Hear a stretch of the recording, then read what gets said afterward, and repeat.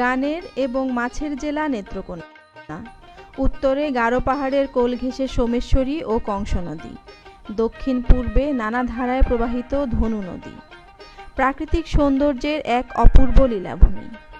2810 বর্গ কিলোমিটার এলাকা জুড়ে 10টি উপজেলায় 22,29,464 জন লোকের বসবাস।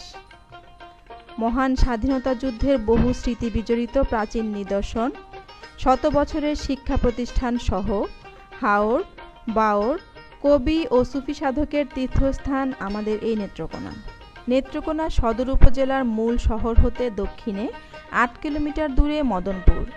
এখানেই অবস্থিত বঙ্গে প্রথম ইসলাম প্রচারকারী মহাপুরুষ হজরত শাহ সুলতান কমরউদ্দিন রুমি এর পবিত্র মাজার শরীফ। প্রতি বছর বাংলা ফাল্গুন মাসে চাঁদের পূর্ণিমায় ভক্তবৃন্দের ঢল চোখে পড়ার মতো। এই পথ দিয়ে বয়ে চলা তার পার্শ্ববর্তী উপজেলা কেন্দুয়া। অতি প্রাচীন ও ঐতিহাসিক রোয়ালবাড়ি প্রত্নতত্ত্ব নিদর্শন অন্যতম। 1992 খ্রিস্টাব্দে প্রত্নতত্ত্ব অধিদপ্তর কর্তৃক রোয়ালবাড়িতে খনন কার্য পরিচালিত হলে বেরিয়ে আসে মসজিদ, দুর্গ, রাস্তা, সুড়ঙ্গ পথ, কবরস্থান ও নানা কারুকার্যের অট্টালিকা, 12 দুয়ারি ঢিবি ও সমতল ভূমি।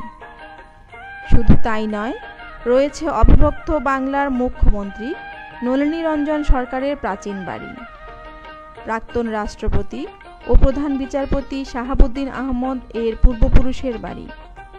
কুতুবপুর গ্রামে রয়েছে নন্দিত কথা সাহিত্যিক হুমায়ুন আহমেদের পৈতৃক ভিটা, কবি গীতিকার জালাল খাঁর সমাধিস্থল। জেলা থেকে প্রায় 37 কিলোমিটার দূরে সীমান্তবর্তী উপজেলা দুর্গাপুর। বহু বিপ্লব বিদ্রোহের সাক্ষী ক্ষুদ্র নৃতাত্ত্বিক জনগোষ্ঠী অধ্যুষিত পাহাড়ি জনপদ নেত্রকোনা, দুর্গাপুর ও কর্মাকাণ্ডা। পর্যটক ও ভ্রমণ বিলাসীদের জন্য দুর্গাপুরের বিজয়পুরে রয়েছে দেশের একমাত্র সাদামাটির পাহাড়, যা সিরামিকের প্রধান কাঁচামাল। পাহাড় থেকে নেমে আসা সোমেশ্বরী নদী যেন এক বিচিত্র ঝর্ণাধারা। এ নদীর বুক জুড়ে রয়েছে কয়লা ও সিলিকা বালি। এদিকে কলমাকান্দায় রয়েছে মহান স্বাধীনতা যুদ্ধের শহীদ 7 শহীদের সমাধিস্থল। প্রতি বছর 26 জুলাই তাদের স্মরণে উদযাপিত হয় নাজিরপুর দিবস। পালন করা হয়ে থাকে নানা কর্মসূচি। মদন, মোহনগঞ্জ ও খালিয়াজুড়িতে রয়েছে ছোট বড় অনেক হাওর। বর্ষায় চারদিকে থাকে অথই জলরাশি, শুকনো মৌসুমে দিগন্ত জুড়ে সবুজের সমারোহ ও সোনালী ধানের শীষ।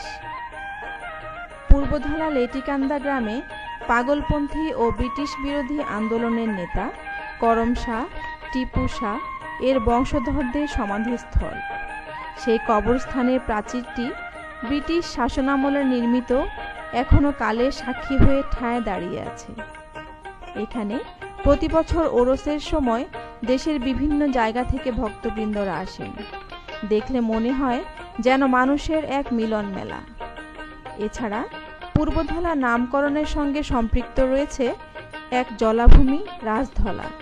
ওই রাজধলা বিলের পূর্ব তীরে জমিদারগণ বসতি স্থাপন করেছিলেন। এই বিলের জন্মকথা এখনো মানুষের কল্পকাহিনী হিসেবে বিরাজ করছে। কথিত রয়েছে এই বিলে কোনো কচুরিপানা বা আগাছা জন্মায় না, তাই লোকে আঞ্চলিক ভাষায় বলতো ধলি বিল। ক্রমান্বয়ে ধলি বিল থেকে ধলা বিল হিসেবে পরিচিতি পায়। এছাড়া আটপাড়া উপজেলার শালকি মাটিকাটা গ্রামে রয়েছে 10টি পুরাতন পুকুর ও হাসান কুলি খাঁর কালো পাথরের সমাধিস্থল।